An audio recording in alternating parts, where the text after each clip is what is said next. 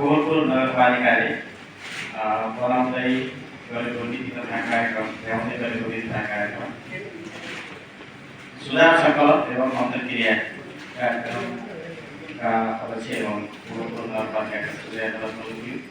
यस कार्यक्रममा उपस्थित यस कार्यक्रमका अतिथि कोहलपुर नगरपालिकाका स्थानीय उपप्रमुखज्यू, यस कार्यक्रममा उपस्थित विभिन्न राजनैतिक दलका आदरणीय नेताजीहरू, यस कार्यक्रममा हाम्रो निमन्त्रणलाई स्वीकार गरेर पाल्नुहुने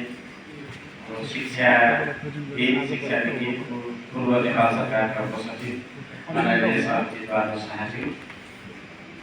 लगायत विभिन्न क्षेत्रबाट यस कार्यक्रममा प्रतिनिधित्व गर्ने हुने अन्य आदरणीय महानुभावहरू, यस कार्यालयका कर्मचारी मित्रहरू, यहाँ सबैलाई हार्दिक नमस्कार व्यक्त गर्दछु।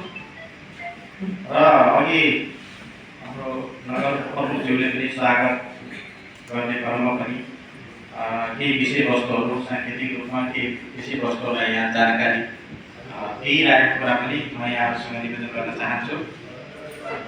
प्रत्येक आर्थिक वर्षमा संविधानले निर्दिष्ट गरे बमोजिम हामी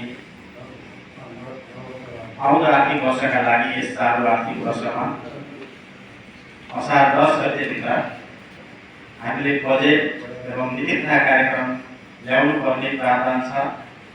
हाम्रो आर्थिक ऐन विनियोजन ऐनलाई पारित गर्दै गर्दा र आगामी वर्षको बजेटलाई तर्जुमा गर्दै गर्दा बजेटलाई ल्याउँदै गर्दा कोहलपुर नगरपालिकालाई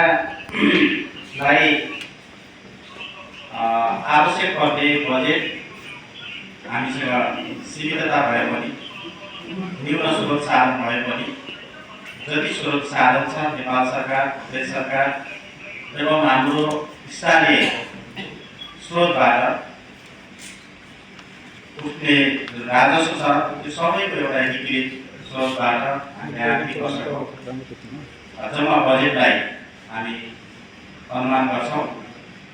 गत विगतको ट्रेन्डलाई हेर्दाखेरि अनुमान गरेको बजेटभन्दा हाम्रो बजेट कम देखिने कारणले पनि हामीले तर्जुमा गरेका आयोजनाहरू समयमा पुरा गर्न नसक्ने, पुरा भएका आयोजनाहरूलाई पनि पुरा गरेका कार्यहरूलाई पनि समयमा भुक्तानी दिन नसकेको कुरा यहाँहरूसँग अवगत नै छ।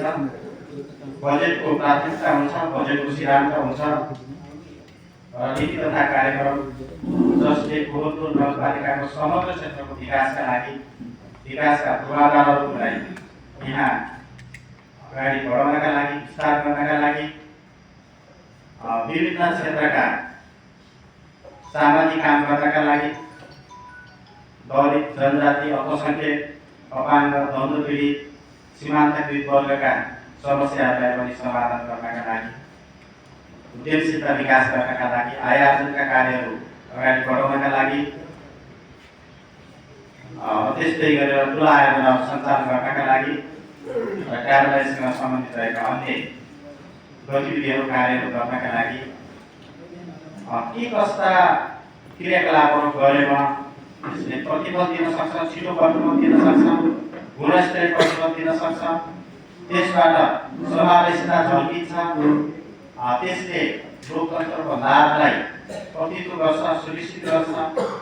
त्यसपछि कोहलपुर नगरपालिकामा ढिलो विकासका आधारहरू खडा हुन सक्छन्। विकासका पूर्वाधारहरूमा गुणस्तर कायम हुन सक्छ भन्ने कुरा यहाँ बजेट तर्जुमा गर्ने पात्रहरूलाई मात्र थाहा पाउन सक्छ। त्यसो हुँदा यहाँ उपस्थित विभिन्न क्षेत्रबाट प्रतिनिधित्व गर्ने व्यक्तित्वहरू पनि हुन्छ, अन्य व्यक्तित्वहरू हुन्छ। तपाईँहरूले दिएको सुझावले हामी हाम्रो नगरपालिकाको नीति तथा कार्यक्रमलाई आजको गीत सुनाउँदो, समय सुनाउँदो बनाउँदै त्यही अनुरूप हामीमा प्राप्त हुने बजेटलाई परिचालन गर्नका लागि हामी अगाडि बढ्न सक्छौँ भन्ने हिसाबले तपाईँहरूको अमूल्य सुझाव, कार्यान्वयन सुझाव सङ्कलन गर्नका लागि यो कार्यक्रम आयोजना, यो छलफल अथवा यो अन्तर्क्रियाको आयोजना गरेको हो। त्यसकारण कार्यान्वयन हाम्रो मानव सुनाउँदो, हाम्रो अवस्था सुनाउँदो, हामीमा देखेका समस्याहरूलाई समाधान गर्ने खालको र त्यो सुझावले धेरै समुदायलाई समेट्न सक्ने धेरै व्यक्तिहरूलाई त्यसमा समेट्न सक्ने खालका सुझावहरूलाई यहाँ राखिदिनु भयो भने ती सुझावको अमूल्य हुन सक्छ र त्यसैलाई नै तिनीहरूलाई नै समावेश गरेर हामी समग्र नीतिगत कार्य एवं त्यही लक्षित हाम्रो बजेटलाई हामी प्राथमिकता र सिद्धान्तहरू हामी निर्धारण गर्ने कुरा हामी यहाँ राख्न चाहन्छौँ राख्न चाहन्छौँ। यहाँ ज्येष्ठ नागरिकको पक्ष हुनसक्छ, यहाँ महिलाको पक्ष हुनसक्छ, किसानको पक्ष हुनसक्छ, अल्पसङ्ख्यकको पक्ष हुनसक्छ, सीमान्तकृत वर्गको पक्ष हुनसक्छ, पछाडि पारेका वर्गको पक्ष हुनसक्छ, यावत वर्गबाट यी पक्षहरूबाट आउने विषयवस्तुहरू यहाँ हामी नोट गर्न चाहन्छौँ, नोट गर्नेछौँ। र अहिले पनि वडा स्तरमा पनि यो छलफल र यो प्रयास भइराखेको छ। सरकारी तथा गैर सरकारी अन्य निकायहरूबाट पनि यो प्रयास भइराखेको छ। हाम्रो बजेट, नेपाल सरकारको बजेट र अन्य दार्जिलिङ निकायको बजेट पनि यसमा सम्बन्ध हुन्छ।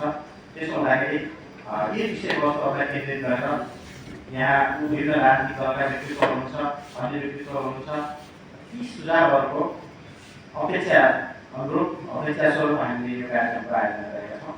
त्यसर्थ यहाँ त्यसैमा केन्द्रित भएर आफ्नो अमूल्य सुझावहरू सल्लाह प्रदान गरिदिएर हाम्रो यो आउने बजेटलाई यथार्थपरक, वस्तुनिष्ठ, प्रतिफलित, उपलब्धिमूलक बनाउने कुरामा यहाँको भूमिका हामीलाई रचनात्मक रहनेछ भन्ने कुरा राख्न चाहन्छु। र यही टेरिटोरीमा रहेर भारतको संस्कृतिले रहने व्यवहार विरोध गर्दै भनाइ गर्छु। धन्यवाद, नमस्कार। धन्यवाद सरलाई। अब कार्यक्रमको औचित्य लगायत हामीले खोजेको विषयमा प्रश्न रूपमा राख्नुभएको